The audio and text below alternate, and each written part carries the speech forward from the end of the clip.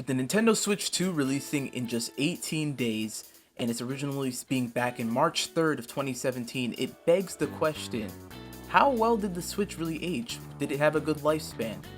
In today's video, we're going to talk about that by looking at its physical abilities, looking at how it looks compared to the other consoles of its generation, and of course, looking at just what did it do, how did it impact the gaming scene. Then that way, hopefully we can get to a conclusion as to whether or not it truly did have a good lifespan. The first thing I want to talk about is just its overall release, the atmosphere of its release, right? So it's going to be a discussion-based thing. We're just going to be talking, especially for this part. We have just personal experience and, all that going into what we think. So for me, right, the Nintendo Switch, it releases in March of 2017. We were in the process of moving and stuff, so it was very difficult for us to get our hands on the console until over almost 2 years later. It was the end of the next year, end of 2018. We were able to actually get our hands on the Switch. But what I remember is that was one of the biggest launches ever, especially here in the US. I mean, it did help that we had someone like CND. If you all know him, Alex CND, who went to sit and wait for the Switch release outside the Nintendo New York store for a month. So something like that is obviously going to bring and generate tons of hype for the console. But not just that, it was also releasing with a completely brand new style game of Legend of Zelda with Breath of the Wild, right? They had the Mario Kart was coming on the way. We knew we had, we knew we had the onset of the Switch being such a different console, being able to be handheld and be docked to play on your TV and all that. It was just very different and very unique for the gaming industry at the time. That's at least what I think of the Switch's launch. I don't know about you. Yeah, the Switch launch, I definitely remember it being something that was very monumental in the game community. And even today, we, as gamers, I feel like all regard the Switch 2 launch as something that's huge. That much that we're even seeing the Switch 2 launch being regarded as one of the biggest days in gaming history, just because we know how much it's piggybacking off of the original predecessor, the Switch 1. Now, like we were talking about, the Switch, the original Switch, we weren't lucky enough to get it, right away. But we did end up getting it pretty early into its lifespan, only like almost 2 years, a little less than 2 years after the console had dropped. And we've had a lot of experience with this console for sure from the early days. Especially with a lot of the just games like Smash Bros. Ultimate, what came out around the time when we got our Switch for the first time. And I remember using the Switch for the first time. It was definitely game changing, especially considering all the consoles that we've been used to, like the Xbox One or the Nintendo Wii even. It's just a different experience that we had with the Switch, and the Switch definitely did change the game, I think, in the scene for everyone. And it's definitely, regardless of what people may think about the console because of performance wise or something like that, I think it's one of the biggest consoles ever. And I mean, the numbers show. The numbers do exactly show. With that being said, I would like to move on to a actual look at it physically, see what it has to offer, the good and the bad of what it has to offer, and we'll go ahead and look at that stuff. All right, so to start we'll start with physically looking at the Switch. We've got the Switch here. This is the OLED model. Currently, we do have the original and the Lite, but that is updating something, so I'm letting that sit. We're gonna look at the OLED. They're essentially the same model. This is a little bit bigger. It's got a different screen, but the essentials and the very important stuff is gonna be the same, so it's all right. I think the thing we should start with is probably just its overall look, right? So the Switch is a tablet-based product. It's like a tablet-like product with the controls and stuff, almost like the Steam Deck, stuff like that. Very slim, pretty good. How does it feel in your hand? It's pretty good actually. This size, I like it. The Switch 2 is going to be bigger, which I'm very excited to see how that feels. I think it'll probably feel better overall. Yeah, being I think bigger, it probably but will. Yeah. this is actually not bad. Even like to this day, I still feel like this is actually not that bad. Now, the important part, the Joy-Cons, right? How does the Joy-Cons themselves feel? These are interesting. I think this, if there's anything about the Switch system that was maybe overhyped on release, it's these. Yeah, I think the Joy-Cons were definitely an innovative way to play games, They're interesting, but they also do have a lot of issues, and probably some of the most issues you see with the console do stem from the Joy-Cons, honestly. yeah, actually, in fact, let me take this out again, because so you remember they advertised playing like this. Yeah, One playing Joy-Con. tabletop mode. This pretty thing is ridiculous to play on. Yeah, it's ridiculous. I'm glad they're making these buttons bigger. This will make this a lot more comfortable, but they're still not changing much about the actual controls. much. Yeah, It's still kind of, if like you see how close your thumbs are, like it's a little weird. Switch 2 being bigger is going to help with that. I know, like they are improving like these buttons up here. Yeah, the SL and the SR, they're gonna be bigger. They're gonna be bigger, but this, in general, while cool concept, I feel like practically doesn't work as well as they maybe thought it would have. Pretty much, unless you're actually playing this on the go, Yeah, you find yourself just using a controller. you're just never gonna use it. You almost never use the Joy-Cons. At least that's what I've seen from my experience and from other people I know. Yeah, There's obviously going to be people out there that like the Joy-Cons and just continue to use them. But for the majority of people that I've seen in my experience, I would say most people just play with the Pro Controller or some sort of third-party controller. that is usually the case. Yeah. In the back, so the OLED model is actually a little bit different with the stand. It comes out full way. It's like a full stand. Yeah. And it can go up quite literally all the way up. Kind of like the Switch 2. Yeah, which is similar to how the Switch 2 is going to behave. The original Switch model, it's a little It's got different. that one peg It's a one stand peg on one stand. side, so it often falls over on itself. Yeah. If not placed on a good, like a really solid surface. Yes. Like you put it on anything that's not like solid, or like you move a little bit too much, it's gonna fall it's over. gonna fall. Now, the OLED model definitely did a good job at, amending that issue. Yeah, improve stuff. And I'm glad the Switch 2 is also taking that into account and not going back on that and just sticking with this model, because this definitely works a lot better. No, on that note, in terms of tabletop, the USB-C being only at the Yes. bottom.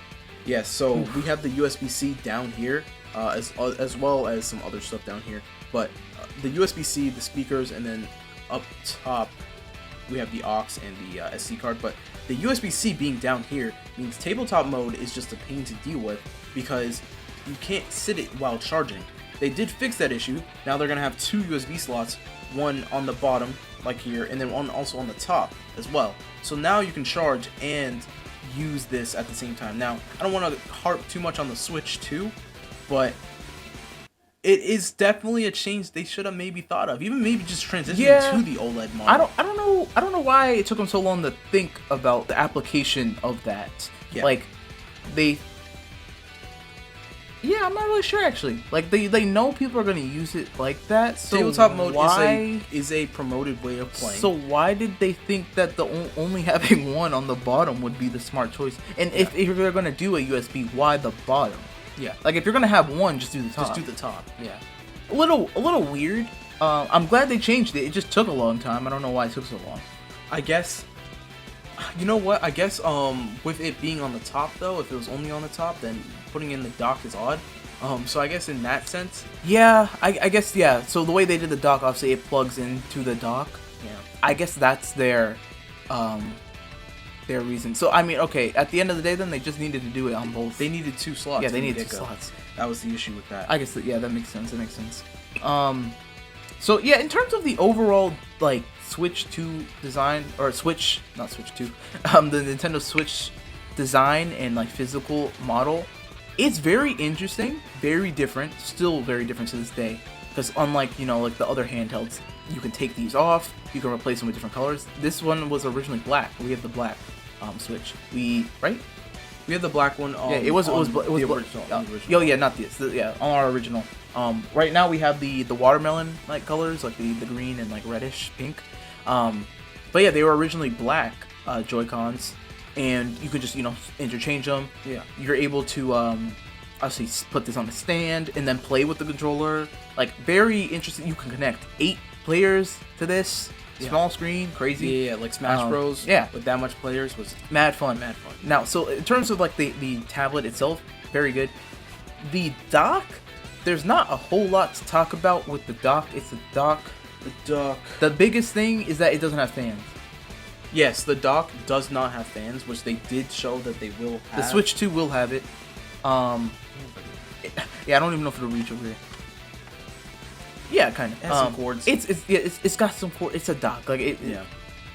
It's a dock. Design wise, it's fine. I like the Switch 2's design. It's very sleek.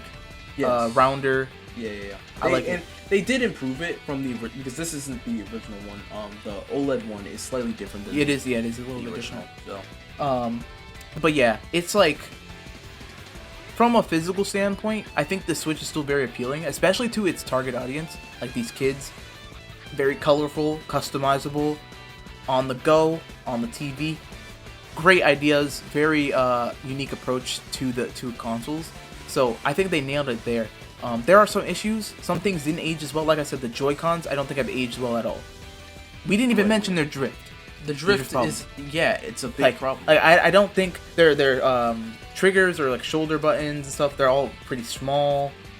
Sometimes these come out accidentally, so the magnets that they're doing with the Switch 2 hopefully will make that a little bit better.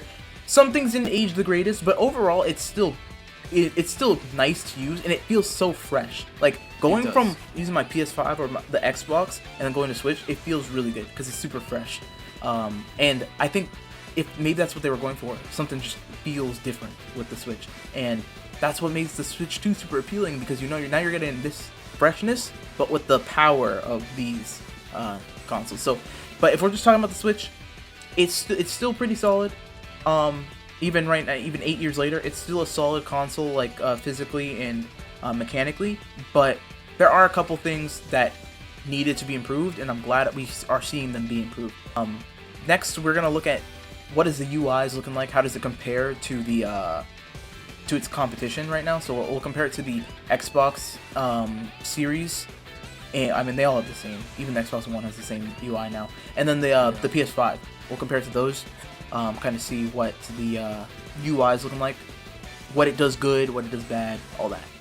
Alright, so we are going to now look at the Switch menus and stuff. We're going to go ahead and look at that, kind of see what we got comparatively to the competition. So you got the startup here, very clean. I've always liked how clean the Switch does look. It's still got the like elements from the old consoles, like its predecessors at the Wii. Similar like icons and all that stuff, but it just feels new. Yeah. So yeah, we can go ahead and go in here. All right, so menu, right? We have dark and light themes, right? We have both of those. We have this is the light theme. I think this is what it starts on, right? It starts on the light theme. Yeah. We can go obviously to the other themes, and we just have the black. Yeah. As well. So your preference is standard. So now that's the one thing I guess with the Switch is that it's very lackluster when it comes to themes, which is weird because it's Nintendo. That's like the thing. It's kind of usually, especially when you're coming off of the 3DS. Yeah. It was the thing it was super popular for is themes. So we know the Switch 2 might have something, but as far as like launch, it's also just gonna be white and black. Yeah.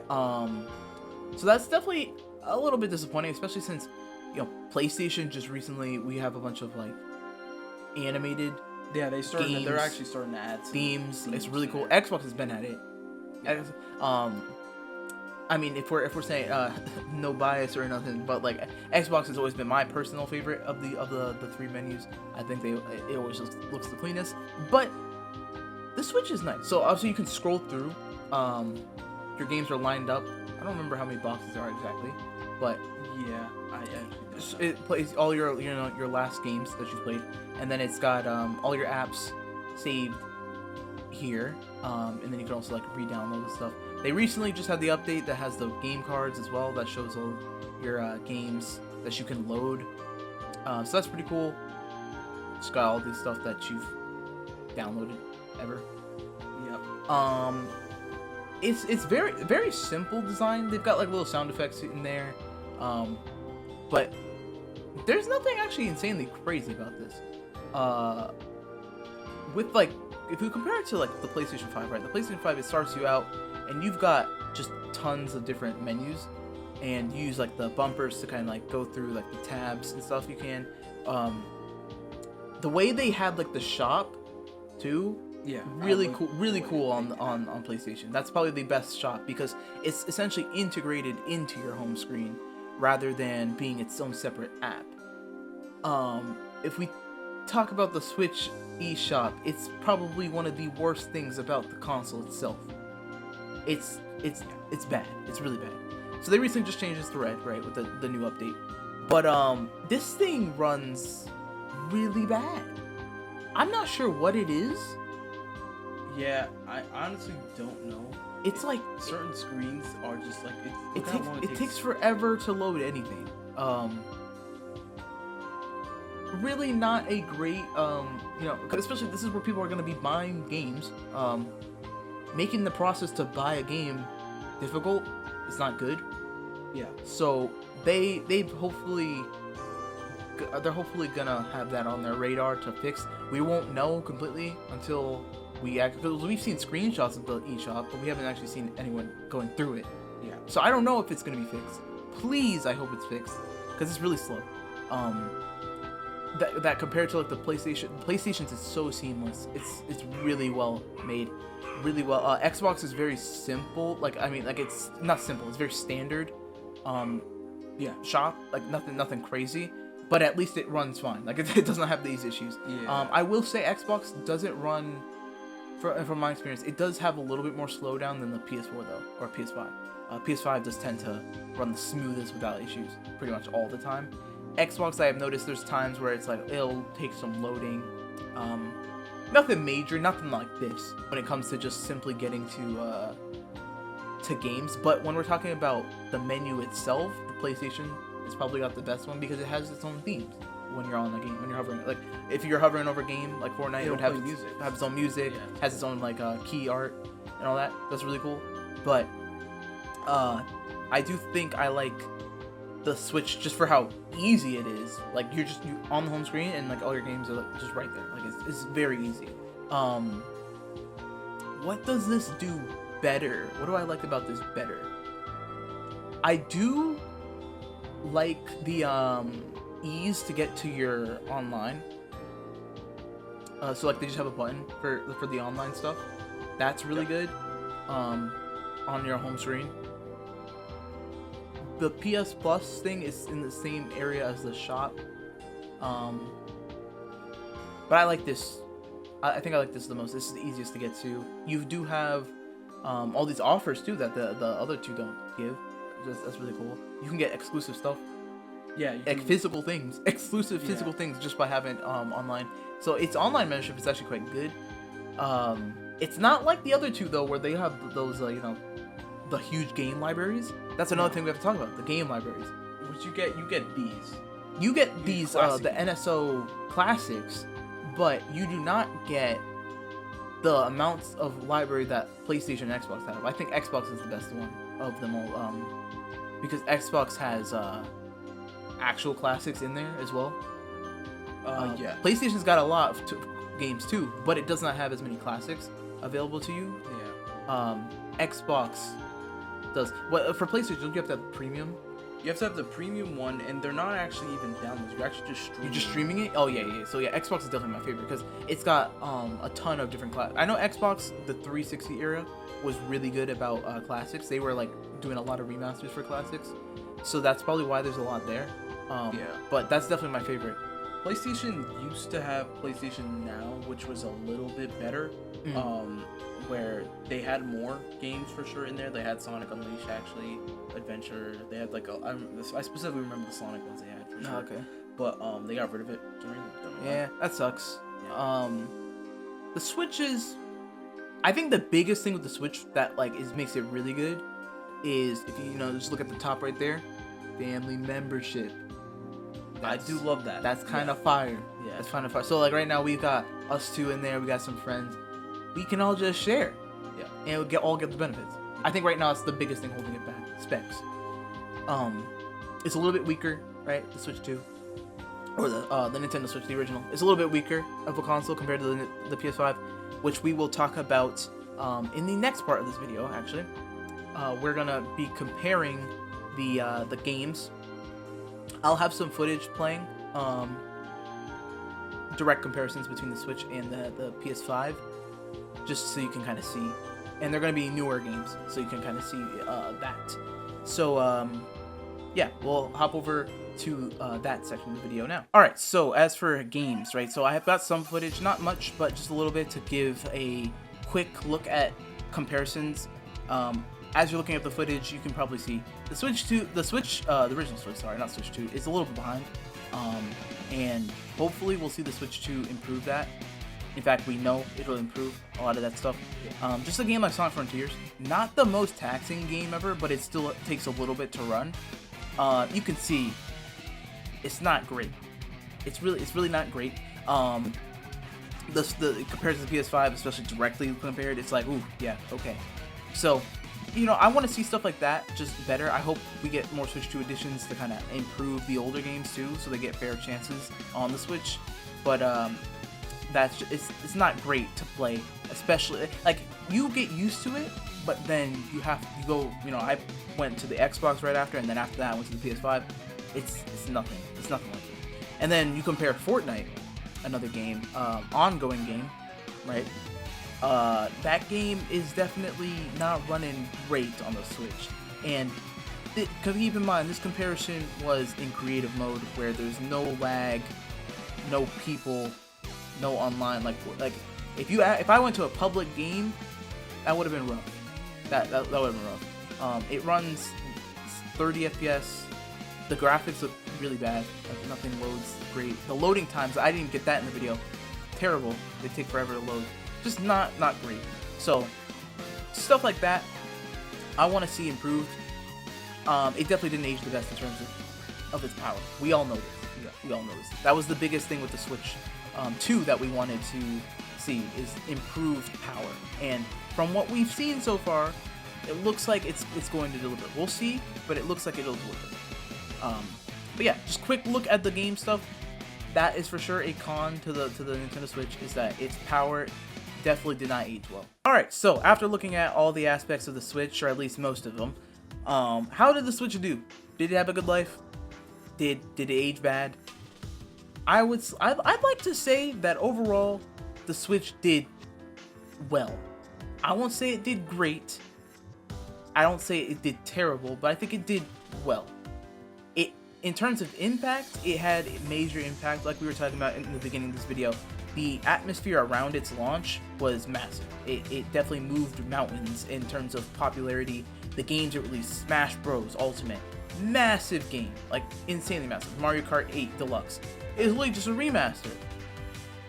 It's massive. It's the best-selling game on the Switch. Like, it did well.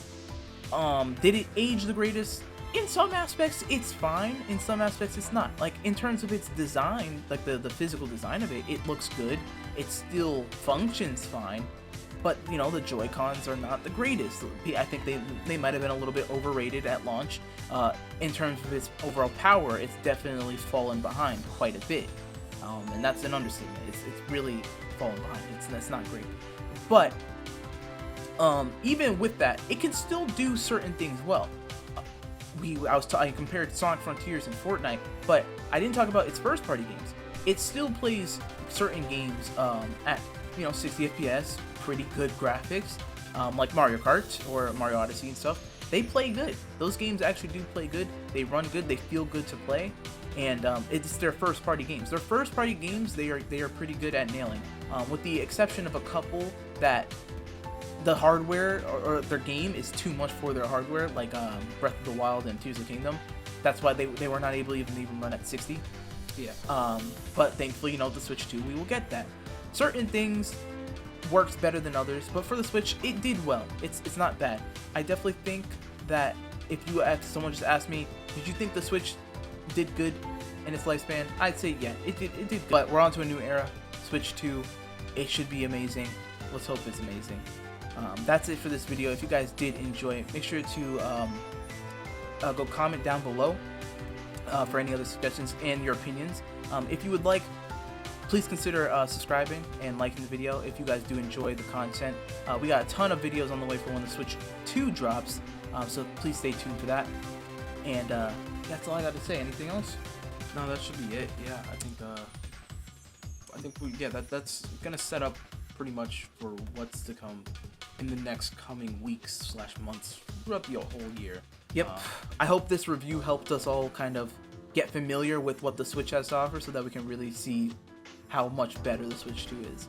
So yeah, with that being said, thank you guys for watching. I'll see you guys in the next one. Peace.